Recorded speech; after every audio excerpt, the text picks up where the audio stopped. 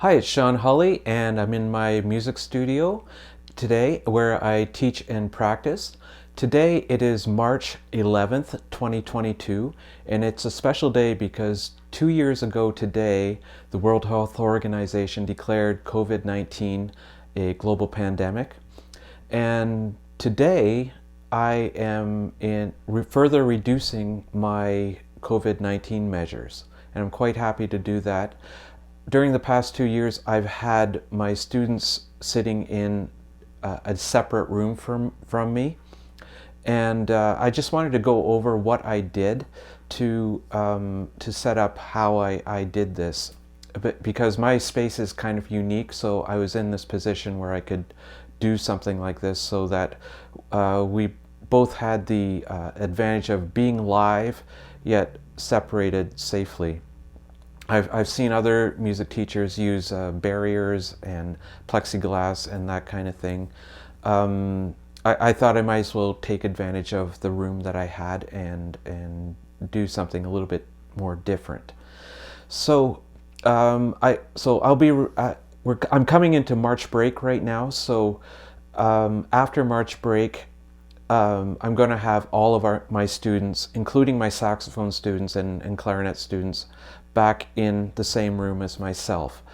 And I'm just going to go through what I've done. So to give you some background on my experience with the pandemic, going back to March 2020, I initially went to online lessons right away.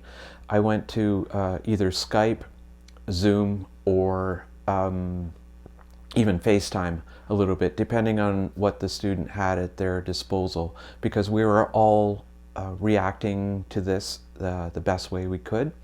So I'm just going to show you what I ultimately did. In July 2020, this was just after the first wave was dying down here, I set up this microphone system to welcome students back. I took advantage of the window barrier that I just spoke of and used a microphone system. I also sanitized the area, the students' area between lessons, and I also left a 15-minute gap between lessons so that it reduced the risk of two students bumping into each other. I just have a thin stairwell coming up to my studio, so I didn't want people bumping into each other as they were going in and out of the studio. So I'm going to explain my microphone setup right now. So the first one, I'll start with mine because it's the easiest. I'm using this on the other side of the glass, a AKG dynamic microphone, and it's going to an orange crate amplifier that is just sitting down here inside the student area. And there's also an adapter there because I needed to plug from a three, like a low impedance, I can't remember the name of the plug. It's a 3-prong thing. And I have an adapter going to a high impedance jack, a 1/4 inch, that goes into the amplifier. So that was my setup. I had a little bit of a harder time with the students because I wanted to use a condenser microphone for the student for convenience. It would pick up more of the room, so they didn't have to worry about speaking into a microphone or anything like that. So I ended up using this MXL 604 microphone that I've had for many, many years. It's a condenser microphone. It needs phantom power. Originally, I had it running into my Focusrite in my computer, running out of my studio monitors. I didn't like that even before I did it, but I tried it anyway, and I had problems with feedback and that kind of thing. So eventually I took the line out of that Focusrite and I sent it into my Fishman Loudbox guitar amplifier using a Behringer phantom power supply for the microphone because it needed power to go into the Fishman Loudbox. So that's what I did, and that ended up doing the trick. It took me a long time to go between the Focusrite and the, it took months before I clicked in. So, but eventually I got it settled up, and it works fine now. So today I'm going to be removing all that. I'll be really happy to be doing that so I can put all that stuff away. It's been in my way because between teaching and being a musician, doing online streaming, I've had to rewire things. It's been really inconvenient. So I'm very happy to be putting this stuff away.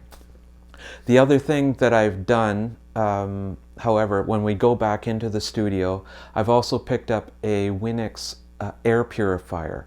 I'm quite amazed. I just bought this 2 days ago, and so far I've been quite impressed with it. I had a student come in on the day I first set it up, and I was kind of in a hurry, so I gave her music stand a quick spray with a disinfectant. And about 5 minutes later, that machine detected those aerosol molecules, and it brought the fan up higher. And I was really amazed by that. So the technology today is so good for air purifiers. So all my students started behind the glass at first, whether they played guitar or saxophone or clarinet. But in January of this year, 2022, I allowed guitar players to come back into the studio, but with masks. And that seemed to work pretty good. But now, after March break, I'm going to have my saxophone students and clarinet students. I don't have any flute students, but if I did, they would come into my lesson area and we would have the lessons together.